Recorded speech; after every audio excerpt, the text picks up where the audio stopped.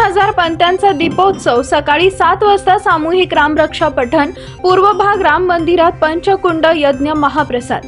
पूर्व भागातील राम मंदिरात श्रीरामांच्या प्राणप्रतिष्ठापना सोहळ्यानिमित्त पंचकुंड यज्ञ आणि 2 दिवस सलग भक्तांना महाप्रसाद वाटप करण्याचा व सामूहिक रामरक्षा पठण आणि 3000 पंत्यांचा दीपोत्सव साजरा केला जाणार आहे। तर भक्तांसाठी अयोध्येच्या त्या मंगल क्षणाचा आनंद घेता यावा याकरता मोठ्या प्रमाणावर LED स्क्रीन लावून थेट लाईव्ह प्रक्षेपण केले जाणार असल्याची ही माहिती यावेळी श्रीनिवास चिप्पा यांनी दिली आहे। याकरता तयारी सुरू असून 2 दिवस सलग महाप्रसादाचं आयोजन केलं जाणार आहे। 21 जानेवारी रोजी सामूहिक रामरक्षा नित्य पूजा, त्यानंतर पंचकुंड यज्ञाचा विधी पार पडेल। त्यानंतर दुपारी महाप्रसादाचं आयोजन करण्यात येईल आणि सायंकाळी भजनाचा कार्यक्रम असणार आहे। तर ज्या दिवशी अयोध्येत प्रभू रामचंद्राचा प्राणप्रतिष्ठापना केली जाणार आहे त्या दिवशी पहाटे 6 वाजता नित्य अभिषेक होईल, नित्य पूजा होईल। त्यानंतर झालेल्या पंचकुंड यज्ञाच्या पूर्णाहुतीचा विधी संपन्न होईल।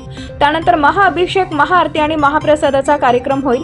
11 ते 12 या दरम्यान भक्तांसाठी LED स्क्रीन लावून त्या मंगल सोहळ्याचं प्रक्षेपण केलं जाईल। त्यानंतर महाप्रसादाचा आनंद घेतला जाईल। त्यानंतर भजन आणि सायंकाळी 3000 हून अधिक दिव्यांचा दीपोत्सव साजरा केला जाईल। నా పేరు శ్రీనివాస్ నారాయణ శాస్త్రి చిప్ప।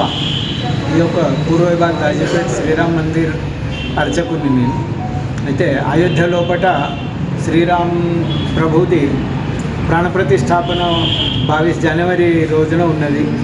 ఆ రోజు నిమిత్తంగా మేము ఇక్కడ 21 తారీఖు నాడు पंचकुंड अने यज्ञ होम हवन आणि दुसऱ्या दिवशी अभिषेक, महाअभिषेक, दीपोत्सव, पालखी सेवा, महाआरती, प्रसाद वाटप कार्यक्रम